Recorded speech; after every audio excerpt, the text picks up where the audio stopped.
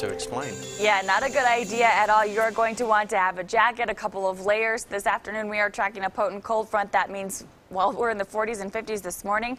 This afternoon we will spend the remainder of the day in the 20s and 30s once that front passes by. So we do want to show you a look at your skycast where we are going to be tracking showers over the mountains. We're already starting to see them popping up this morning, but those will continue expanding toward the south and east as we take you into the early afternoon. Here's a look at lunchtime where the clouds will build, the wind will begin to pick up. We'll have a few light showers across the area and then see that trend continuing through the afternoon as that cold front continues to slide toward the south. Here's a look at 2 o'clock, and you can see that area of blue showing where we are going to see snow over our local mountains along the Palmer Divide. We could get a quick 1 to 2 inches of snow. If you find yourself beneath one of those bursts, you could run into some slick travel, and with the winds expected to range from 30 to 50 miles per hour at times as that front passes.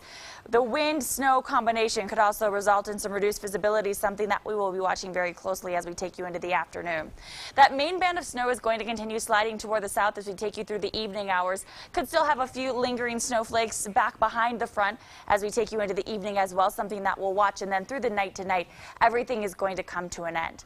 As far as snow total is concerned, snow today, really not the big story. As I mentioned, we could get a quick 1 to 2 inches along the Palmer Divide, our local mountains, slightly higher accumulations possible for some of the mountains south and west of Pueblo. So it's not going to be much snow, but we could still see some slick spots, and again, visibilities because of the wind could be an issue that we'll have to watch closely. And we are going to be tracking visibility concerns not because of snow, but blowing dust out across the plains. Blowing dust advisories have been issued. Those go into effect this morning at 10 o'clock. Temperatures, we'll hit our high temperatures starting you off during the first half of the day, but during the afternoon, that's when we are expecting the 20s and 30s, so don't let that high temperature today fool you. We'll stay cool tomorrow. 40s expected on Wednesday, with 50s returning to the area Thursday, Friday, Saturday. We're back in the 60s Sunday into Monday. We're in the 70s, so we are expecting today really to be the worst of the next 7 days. In Pueblo, today's temperatures are going to reach into the 50s for the first half of the day, but then that cold front moves through. We are going to drop in a big way through the afternoon. Tomorrow, we're going to stick around the 40s. 60s are back, though, Thursday. We'll spend the weekend in the 60s, then check out next Monday. 80 degrees as our high temperature. For Canyon City, temperatures today, again, they'll be warm for the first half of the day. It will be breezy, then the clouds will increase, the winds will pick up. We'll track that 30% chance for rain-snow mix transitioning into snow as that colder air moves in this afternoon.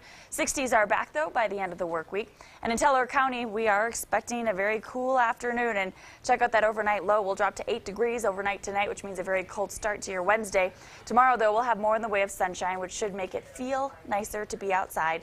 40s take us through Saturday, and then 50s and 60s Sunday into Monday. So today, yes, we will see snow, and there could be a slick spot here and there. And if you get underneath one of those bursts, visibility will be a problem, but it's the wind that's really going to cause the most issues this afternoon when you're talking about 40 to 50 mile per hour gusts, plus temperatures in the 20s and 30s. It is not going to be a very nice afternoon. I don't know if my fence can take much more of that wind. I know. The wind is just terrible, but 'tis the season for wind here in Colorado.